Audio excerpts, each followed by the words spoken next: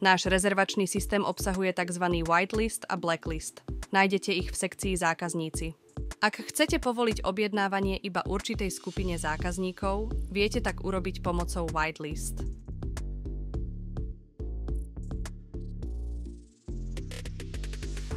Do blacklist patria tí, ktorých chcete mať blokovaných a nechcete, aby sa k vám objednávali.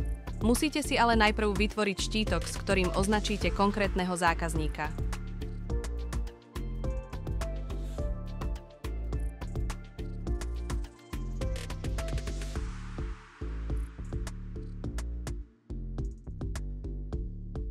Danému zákazníkovi pripnete vytvorený štítok a zaznačíte tú skupinu v blackliste. Tým pádom sa už nebude vedieť objednať. Tu vidíte, že vytvorený štítok je v blackliste, čiže aj zákazníci, ktorí sú týmto štítkom označení, sú v ňom.